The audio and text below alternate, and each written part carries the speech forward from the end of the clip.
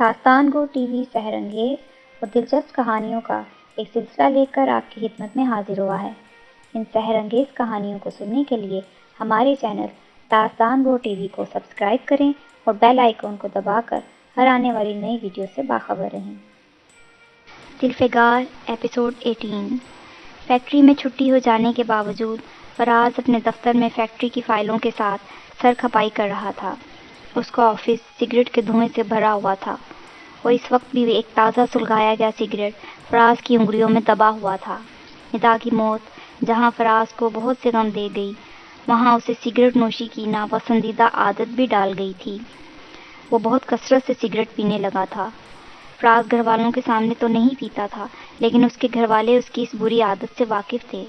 فراز کے والدین اور اس کی باجی اسے کہہ کے تھک چکے تھے، لیکن اس نے سگریٹ نہ چھوڑا۔ فراز آج کل بہت پریشان تھا۔ اس کے کاروباری معاملات بہت بری طرح سے الجھے ہوئے تھے۔ خام مال کے لیے رقم نہ ہونے اور ایکسپورٹ میں زبردست کمی آ جانے کی وجہ سے اس کا کاروبار دن بدن خسارے میں جا رہا تھا۔ دونوں چھوٹی فیکٹریاں بیچ کر مختلف ادائیگیاں اور بینک کا قرض ادا کر دیا گیا، لیکن کاروباری حالات جوں کے توں رہے۔ صادق صاحب طویل بیماری کی وجہ سے فیکٹری نہیں آ رہے تھے، لیکن انہوں نے خود کو کاروباری معاملات سے پوری طرح باخبر رکھا اور وہ کاروبار کو اس مشکل کے وقت چلانے کے لیے فراز کی بڑی حد تک مدد بھی کرتے رہے تھے۔ لیکن انہیں احساس تھا کہ کاروبار بہت بری طرح متاثر ہو چکا ہے اور اسے چلانے کے لیے کثیر سرمایے کی ضرورت ہے، جو صادق فیملی کے پاس اب نہیں رہا تھا۔ کاروباری مشکلات نے فراز اور اس کی فیملی کو بہت پریشان کر دیا تھا۔ ایسے میں ایک روز شیرازی صاحب صادق صاحب کے گھر پہنچ گئے اور شیرازی صاحب نے چند رسمی باتوں کے بعد صادق صاحب سے کہا کہ وہ ایک بار پھر سے ان کے کاروبار میں سرمایہ کاری کرنا چاہتے ہیں۔ اندھا کیا مانگے دو آنکھیں۔ صادق صاحب نے فوراً شیرازی صاحب کو سرمایہ کاری کی دعوت دے دی۔ شیرازی صاحب نے انہیں بتایا کہ وہ لیدر فیکٹری میں 50 لاکھ کی سرمایہ کاری کر کے اسے دوبارہ عروج پر لانا چاہتے ہیں، لیکن اس دفعہ شیرازی صاحب صادق صاحب کے کاروبار میں 50% کے حصے دار بننا چاہتے تھے۔ شیرازی صاحب کی سرمایہ کاری کے لیے شرط بہت کڑی تھی، کیونکہ صادق صاحب نے اپنے کاروبار اور فیکٹری میں اس سے کہیں زیادہ سرمایہ لگا رکھا تھا، لیکن وقت کا تقاضا تھا۔ مصلحتاً صادق صاحب نے شیرازی صاحب کی شرط کی قبولیت اس بات سے مشروط کر دی کہ وہ فراز سے مشورہ کریں گے۔ اگر اس نے آپ کی 50% والی بات مان لی تو پھر ہم اس ڈیل کو قانونی شکل دے دیں گے۔ ٹھیک ہے صادق صاحب، جیسے آپ کی مرضی۔ اچھا چھوڑیے کاروبار کی باتوں کو، یہ سب تو چلتا رہتا ہے۔ صادق صاحب، میں آپ سے ایک اور گزارش کرنے آیا ہوں۔ دراصل صادق صاحب، میری بیٹی نادیہ ہی میرا سب کچھ ہے۔ میں نے فیصلہ کیا ہے کہ اگر آپ مناسب سمجھیں تو فراز اور نادیہ کو ایک رشتے سے منسلک کر دیا جائے۔ شیرازی صاحب نے صادق صاحب کی طرف دیکھ کر نہایت خوشگوار اور میٹھے لہجے میں کہا۔ صادق صاحب شیرازی صاحب کی بات پر کچھ دیر ان کی طرف دیکھتے رہے۔ شیرازی صاحب، نادیہ بیٹی مجھے بہت پسند ہے، لیکن یہ معاملات آپ کو تو پتہ ہے خاص طور پر خواتین سے تعلق رکھتے ہیں، اور ویسے بھی فراز کی اس بارے میں رائے لینا سب سے ضروری ہے۔ صادق صاحب نے ذرا سوچ کر جواب دیا۔ صادق صاحب، یقیناً ایسا ہی ہے۔ آپ بھابھی اور فراز سے اس سلسلے میں بات کر لیجیے گا، میں آپ کے جواب کا منتظر رہوں گا، شیرازی صاحب نے کہا۔ پھر وہ نادیہ کو اپنے ساتھ واپس لے گئے، جو کہ صبح سے فراز کے گھر صادق صاحب کے دیکھ بھال کے لیے آئی ہوئی تھی۔ ندا کی موت کے بعد فراز کی بیماری اور پھر بعد میں صادق صاحب پر فالج کے اٹیک کے بعد نادیہ جس طرح سے فراز اور صادق صاحب کی دیکھ بھال کرتی رہی تھی، اس بات نے فراز کے والدین اور اس کی باجی کے دل میں نادیہ کی عزت اور محبت بہت بڑھا دی۔ نادیہ قبول صورت بھی تھی، لیکن ان سب باتوں کے باوجود نادیہ فراز کو بالکل پسند نہیں تھی۔ صادق صاحب نے جب فراز کی والدہ اور نادیہ اور فراز کے رشتے کی بات کی تو فراز کی باجی فوراً راضی ہو گئی، لیکن فراز کی والدہ نے کہا کہ پہلے اس سلسلے میں فراز سے بات کرنی ہوگی۔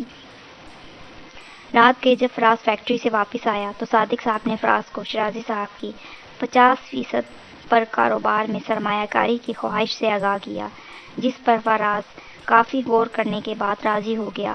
گو کہ وہ شیرازی صاحب کو آدھے سے کاروبار کا حصہ دار نہیں بنانا چاہتا تھا، لیکن فراز کے کاروباری معاملات نے اسے مجبور کر دیا، جس کی وجہ سے اس نے شیرازی صاحب کی کاروبار میں آدھے کے حصے داری کو بھی قبول کر لیا۔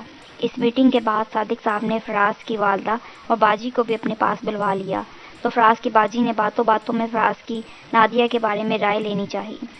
باجی آپ کیا پوچھنا چاہتی ہیں؟ فراز نے اپنی باجی کی پہیلیوں جیسی باتوں سے تنگ آ کر پوچھا۔ فراز ہم لوگ چاہتے ہیں کہ نادیہ سے تمہارا رشتہ طے کر دیا جائے اور ہم اس سلسلے میں تمہاری رائے جاننا چاہتے ہیں۔ فراز کی باجی نے کہا، بیٹا ہم لوگ بہت عرصے سے اس سلسلے میں سوچ رہے تھے۔ یہ نادیہ ہماری متفقہ پسند ہے لیکن ہم تمہاری مرضی سننا چاہتے ہیں۔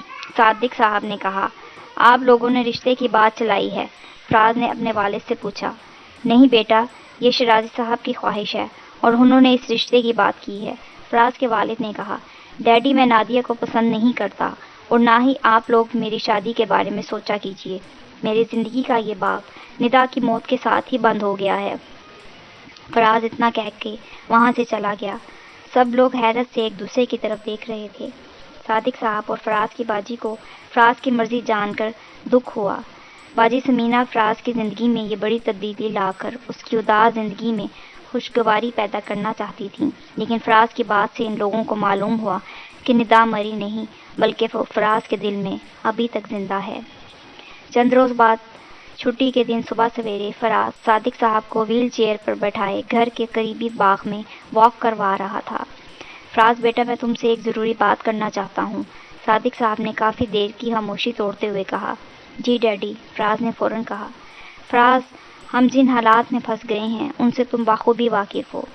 بیٹا اپنی ساکھ قائم رکھنے کے لیے اور اس بری معاشی حالت کو بہتر کرنے کے لیے ہمیں ایک مضبوط سہارے کی ضرورت ہے۔ شیرازی صاحب نے ہمارے کاروبار میں 50 لاکھ کی سرمایہ کاری کی بات کے ساتھ نادیہ کے رشتے کی بات کر کے یہ واضح کر دیا ہے کہ یہ دونوں چیزیں ایک دوسرے کے لیے لازم و ملزوم ہیں۔ اگر تم نادیہ سے شادی کے لیے ہاں کہتے ہو تو شیرازی صاحب باخوشی ہمارے کاروبار میں سرمایہ لگائیں گے، جبکہ تمہارے انکار کی صورت میں ایسا نہیں ہوگا۔ بیٹا مجھے خود یہ بات پسند نہیں آئی لیکن ہم لوگ مجبور ہو گئے ہیں۔ اگر ہم نے جلد کوئی بڑا فیصلہ نہ کیا تو پھر ہمیں بربادی سے کوئی نہیں بچا سکے گا۔ یہ سب کچھ بکھر جائے گا، برباد ہو جائے گا اور معاشرے میں ہماری جو عزت، جو مقام بنا ہوا ہے اس کا بھرم کھل جائے گا۔ فراز بیٹا، ندا بیٹی مر چکی ہے، اس سے تمہاری محبت اپنی جگہ، لیکن تم ساری زندگی صرف یادوں اور وہ بھی ایسی تلخ یادوں کے سہارے نہیں گزار سکتے۔ نادیہ بیٹی خدمت کرنے والی اور اچھی لڑکی ہے، تمہاری والدہ اور باجی کو بھی پسند ہے اور مجھے بھی۔ وہ جب اس گھر میں آئے گی تو تمہاری زندگی کے اس خلا کو یقیناً پر کر دے گی۔ بیٹا اپنے اور اپنے خاندان کے بہتر مستقبل کے لیے ہاں کہہ دو، یہ ہماری عزت اور بقا کا مسئلہ بن چکا ہے۔ صادق صاحب نے جذبات سے لبریز آواز میں فراز سے کہا۔ اپنے والد کی باتیں سنتے ہوئے فراز کے ماتھے پر شکنیں صاف نظر آ رہی تھیں۔ نادیہ کو ندا کے برابر لایا جا رہا تھا جو فراز کے لیے ناقابل برداشت تھا، لیکن اپنے والد کی اذیت اور خاندان کی مشکلات کو سامنے رکھتے ہوئے فراز پسج گیا، سخت پریشان ہو گیا۔ اسے سمجھ نہیں آ رہا تھا کہ وہ کیا جواب دے۔ ڈیڈی اس مسئلے پر پھر کبھی بات کریں گے، فراز نے صادق صاحب کی ویل چیئر گھر کی طرف موڑتے ہوئے کہا۔ واپسی کا سفر باپ بیٹے نے خاموشی سے طے کیا۔ اس بات کو چند ہفتے گزر گئے لیکن فراز نے اپنے والدین کو کوئی جواب نہیں دیا۔ دوسری طرف شیرازی صاحب صادق صاحب سے رشتے کے بارے میں کئی بار پوچھ چکے تھے لیکن صادق صاحب انہیں ٹال جاتے۔ اس عرصے میں فراز کی باجی اسے کئی بار سمجھا چکی تھیں کہ فراز رشتے کے لیے ہاں کہہ دے۔ فراز قطعی طور پر نادیہ سے شادی کے لیے رضامند نہیں تھا، لیکن ایک روز پرنم آنکھوں سے فراز سے بات کرتے ہوئے جب اس کی والدہ نے فراز کو نادیہ سے شادی کرنے کے لیے ہاں کہنے کا کہا تو اس نے دکھ بھرے انداز میں اپنی والدہ کے گال چومتے ہوئے ہاں کہہ دی۔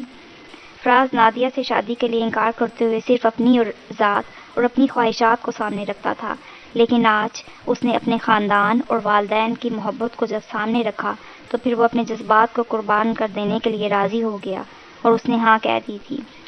شیرازی صاحب نے جب فراز کی رضامندی کی خبر نادیہ کو دی تو اس کا دل خوشی سے جھوم اٹھا تھا۔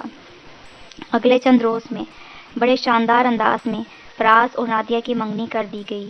اس موقع پر نادیہ خوشی سے پاگل ہوئی جا رہی تھی، اس کے چہرے کی مسکراہٹ جاتی ہی نہیں تھی، جبکہ فراز اس کے ساتھ بیزار بیٹھا ہوا تھا۔ اس نے منگنی کی انگوٹھی نادیہ کو ایسے ہی پہنائی جیسے کسی ضروری کام جانے کے لیے اسے بہت جلدی ہو اور اس کارروائی میں اسے اپنے حصے کا کام جلدی سے نپٹا دینا چاہتا ہو۔ سب لوگ اس موقع پر خوش تھے، لیکن فراز کے چہرے پر سنجیدگی ہی طاری رہی۔ دونوں طرف کی فیملیوں نے متفقہ طور پر اگلے چند ماہ بعد شادی کی تاریخ مقرر کر دی تھی۔ منگنی کے بعد فراز نادیہ کے پاس بیٹھے رہنے کی بجائے سارا وقت دعوت پر آئے ہوئے دوسرے کاروباری لوگوں کے ساتھ باتوں میں مصروف رہا۔ پھر وہ لوگ دعوت کے بعد گھر واپس لوٹ آئے، جبکہ فراز گھر آ کر رات گئے تک اپنے بیڈ روم میں ندا اور اپنی منگنی کی تصویریں دیکھتے ہوئے بہت اداس ہو گیا۔ اسے نادیہ سے اپنی منگنی پر دکھ تھا۔ ندا میں مجبور ہو گیا تھا، میں مجبور تھا ندا۔ فراز ندا کے دل موہ لینے والی مسکراہٹ سے جھلجھی خوبصورت تصویر دیکھتے ہوئے تکلیف بڑے لہجے میں بولتا رہا۔ حالات نے اسے اپنے جذبات بیچنے پر مجبور کر دیا۔ فراز کو یوں لگ رہا تھا جیسے اس نے خود کو نادیہ کے آگے بیچ دیا ہے۔ ندا برمنگھم میں رہائش پذیر اپنے کالج کی ایک پاکستانی سہیلی کے گھر سوئمنگ کرنے گئی ہوئی تھی۔ ندا اپنی سہیلی سائرہ کے گھر کے چھوٹے سے لیکن انتہائی نفیس اور خوبصورت انڈور سوئمنگ پول پر گھنٹوں اپنی سہیلی کے ساتھ سوئمنگ کرتے رہنے کے بعد گھر واپس لوٹی تو انکل ہارون اس کے منتظر تھے۔ بیٹی کہاں سے آ رہی ہو؟ انکل ہارون نے ندا کے گیلے بالوں کی طرف دیکھ کر حیرت سے پوچھا۔ انکل میرے کالج کی ایک پاکستانی سہیلی کے گھر میں ہی انڈور سوئمنگ پول ہے، بس وہیں سوئمنگ کرتے رہے، ندا نے مسکرا کے جواب دیا۔ اچھا بیٹی، کیا تم نے پچھلے مہینے پاکستان اپنے خاندانی وکیل رحمانی صاحب سے بات نہیں کی تھی؟ کیونکہ آج پھر ان کا فیکس آیا ہے کہ ندا ان سے فوری رابطہ کرے۔ انکل ہارون نے فیکس پیپر ندا کی طرف بڑھا کے پوچھا۔ انکل بس مجھے اپنے ٹیسٹوں کے چکر میں یاد ہی نہیں رہا ان سے بات کرنا، ندا نے پشیمانی سے کہا۔ بیٹا اب تو تمہارے سالانہ ٹیسٹ بھی ختم ہو چکے، تم فوری طور پر وکیل صاحب سے بات کرو، بلکہ ابھی میرے سامنے بات کرو، انکل ہارون نے ندا سے کہا۔ چند لمحوں بعد ندا لاہور میں اپنے خاندانی وکیل رحمانی صاحب سے بات کر رہی تھی۔ رحمانی صاحب نے ندا کو بتایا کہ کراچی کی ایک صنعت کار پارٹی نے ان سے رابطہ کیا ہے، انہیں ریاض صاحب کا کراچی والا بنگلہ بہت پسند آیا ہے، اس کے علاوہ وہ لاہور والا بنگلہ خریدنے کے لیے بھی تیار ہیں۔ میں نے انہیں بتایا کہ آپ یہ گھر بیچنا نہیں چاہیں گی، لیکن وہ لوگ آپ سے بات کرنے کے لیے بہت زور دے رہے تھے، اس لیے میں نے آپ سے بات کرنا ضروری سمجھا، وکیل رحمانی صاحب نے ندا سے فون پر کہا۔ اب تک کے لیے اتنا ہی، باقی اگلی قسط میں۔